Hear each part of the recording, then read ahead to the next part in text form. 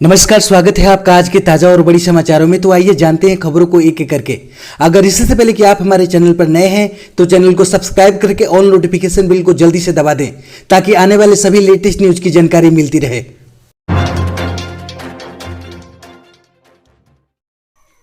देश के 10 राज्यों में कोरोना से बिगड़े हालात, 71% से ज्यादा नए मामले। जी हां, आपको बता दें कि केंद्रीय स्वास्थ्य मंत्रालय ने रविवार को बताया कि पिछले 24 घंटों में 4,03,738 मामलों में से 71.75% महाराष्ट्र, कर्नाटक और दिल्ली समेत 10 राज्यों में से हैं।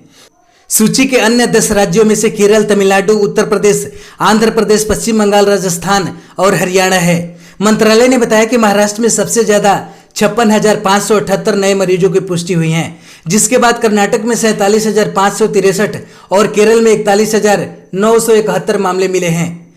उसने बताया कि कुल 30.22 करोड़ नमूनों की जांच पूरे देश में की गई है, जबकि दैनिक कोविड-19 संक्रमण दर 21.64% है। भारत में इलाज करा रहे मरीजों की संख्या 37,36,648 पर पहुंच गई है और यह कुल मामलों का 16.76% है। 24 घंटे की अवधि में इलाज करा रहे मरीजों की संख्या में से 13,202 मरीजों की कमी आई है। हिमंत बिश्व शर्मा होंगे असम के अगले मुख्यमंत्री, विधायक दल की बैठक में लिया गया फैसला। जी हां, आपको बता दें कि कई दिनों तक मंथन के बाद अब हिमंत बिश्व शर्मा के अगले मुख्यमंत्री बनने के रास्ते साफ हो गए हैं। उन्हें असम के बीजेपी विधायक दल ने अपना नेता चुन लिया है। केंद्रीय कृषि मंत्री नरेंद्र सिंह तोमर ने इसकी जानकारी दी।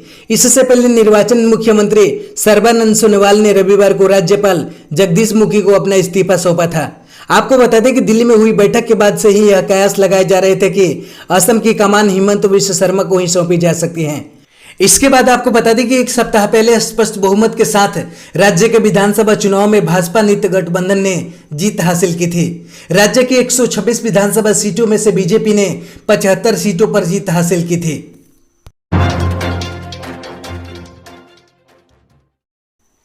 तीनों कृषि कानूनों के विरोध में 11 व 12 मई को पंजाब से किसानों के जत्थे आएंगे दिल्ली बॉर्डर। जी हां, आपको बता दें कि 5 राज्यों के विधानसभा चुनाव हो या उससे पहले से चल रहे कोरोना वायरस संक्रमण, दिल्ली सीमाओं पर कृषि कानूनों के खिलाफ प्रदर्शन के बीच किसान लगातार अपनी रणनीति बनाते हुए दिख रहे हैं। अब किसानों ने भारी संख्या में एक बार फिर दिल्ली बॉर्डर पर जुटने की योजना बनाई है। यह तब है जब पिछले दिनों एक बार खबर आई थी कि आंदोलन कर रहे किसानों के बीच बैठी एक महिला की कोरोना से मौत हो गई। अब संयुक्त किसान मोर्चा द्वारा साझा की गई जानकारी के अनुसार 11 व 12 मई को पंजाब के किसान बड़ी संख्या में पंजाब, हरियाणा के अलग अलग बॉर्डर पर इकट्ठे होंगे और वहीं से दिल्ली बॉर्डर पहुंचेंगे। साथ ही हरियाणा के किसान भी अलग अलग जगहों से इन जत्थों में शामिल होकर दिल्ली पहुंचेंगे। हालांकि आंदोलन कर रहे किसान नेता केंद्र सरकार से फिर से वार्ता करने को इच्छुक होने के संकेत दे चुके हैं। दिल्ली में एक सप्ताह तक बढ़ाया गया लॉकडाउन, मेट्रो सेवा भी सोमवार से रहेगी बंद। जी हां, आपको बता दें कि दिल्ली में बेकाबू होते कोरोना वायरस संक्रमण को देखते हुए सीएम अरविंद केजरीवाल ने लॉकडाउन को एक सप्ताह के लिए और बढ़ा दिया है। सीएम ने प्रेस कॉन्फ्रेंस के जरिए यह जानकारी दी है। अब दिल्ली में 17 मई सुबह 5 बजे तक लॉकडाउन रहेगा। वहीं सोमवार से दिल्ली में मेट्रो सेवा को भी पूरी तरह से बंद कर दिया जाएगा। कोरोना के बढ़ते मामलों के बीच दिल्ली से एक राहत भरी खबर आई है। दिल्ली में कोरोना वायरस का पॉजिटिविटी रेट 35% से घटकर 23% पर आ गया है। वहीं आपको बता दें कि राजधानी में पिछले महीने कोरोना के मामले में काफी तेजी से बढ़ोतरी हुई थी, जिसकी वजह से सरकार को लॉकडाउन लगाना पड़ा था। इसके बाद आपको बता दें कि प्रेस कॉन्फ्रेंस में केजरीवाल ने कहा कि दिल्ली में लॉकडाउन लगाने से केसों में कमी दर्ज हुई है और पॉजिटिविटी रेट घटकर 23 से 24% पर आ गया है।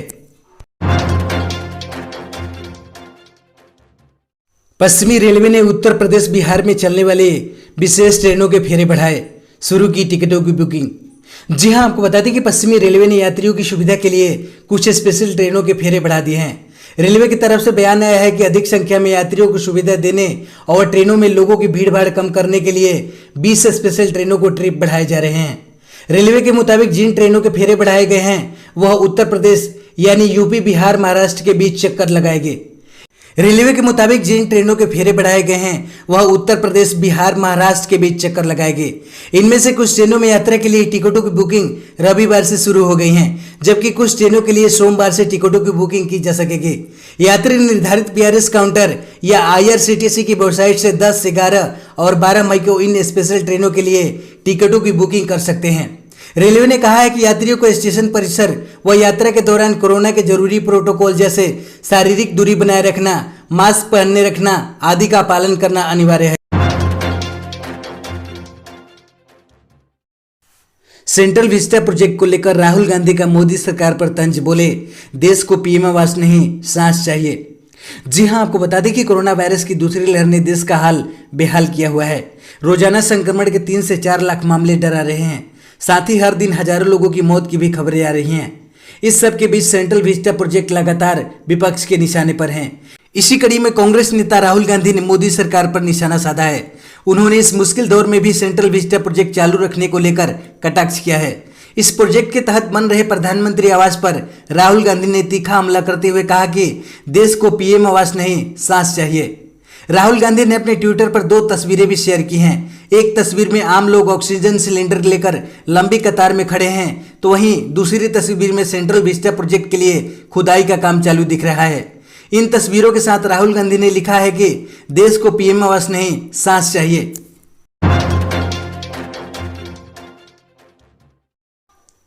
दिल्ली में हुई बारिश से मौसम हुआ सुहाना, कई राज्यों में आंधी पानी का अलर्ट जारी। जी हां, आपको बता दें कि कोरोना संकट से जूझ रहे भारत के कई राज्यों में पिछले कई दिनों से मौसम में उलटफेर जारी है। कभी गर्मी तो कभी बरसात ने लोगों को परेशान कर रखा है। वहीं भारतीय मौसम विभाग ने अपने ताजा अपडेट में कहा है कि पश्चिमी विक्षोभ के सक्रिय होने के कारण देश के कई हिस्सों में इंद्र देवता मेहरबान हैं। अगले 24 घंटे के दौरान कई राज्यों में बारिश होने के आसार हैं, इसलिए उसने कुछ राज्यों में हल्की से भारी बारिश का अलर्ट जारी किया है। तो वहीं रविवार को दोपहर बाद दिल्ली और उसके आसपास के इलाकों में बारिश हुई है, जिससे तापमान में कमी आई है और लोगों को गर्मी से राहत मिली है। इसके बाद आपको बता दें कि मौसम विभाग के मुताबिक अगले 24 घंटों के दौरान यूपी, उत्तराखंड, एमपी, बिहार, झारखंड, कर्नाटक, गंगेय पश्चिम बंगाल और उड़ीसा में भारी बारिश हो सकती है। तो वहीं दिल्ली में मंगलवार, बुधवार को तेज हवाओं के साथ हल्की बूंदाबूंदी की संभावना नजर आ रही है, जबकि गुजरात, राजस्थान और एमपी में भी हल्के फुल्के बादल बरस सकते हैं।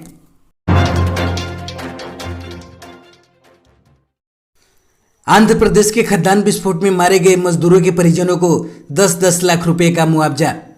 जी हां, आपको बता दें कि आंध्र प्रदेश सरकार ने कडपा जिले के चूना पत्थर खदान में 8 मई को हुए विस्फोट में जान गंवाने वाले 10 मजदूरों के परिजनों को 10-10 लाख रुपए की सहायता राशि देने की रविवार को घोषणा की।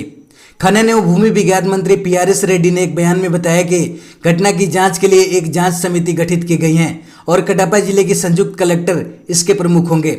कडपा जिला कलेक्टर द्वारा दी गई शुरुआती रिपोर्ट के हवाले से खनन मंत्री ने बताया कि विस्फोटक उतरते ही खनन संचालक ने लापरवाही बरती, जिससे विस्फोट हुआ।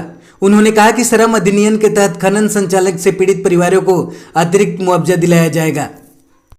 हमारे चैनल पर बने रहने के लिए बहुत बहुत धन्यवाद। दी गई जानकारी से अगर आप संतुष्ट है अथवा नहीं, अपनी राय कमेंट बॉक्स में जरूर दें। जय हिंद।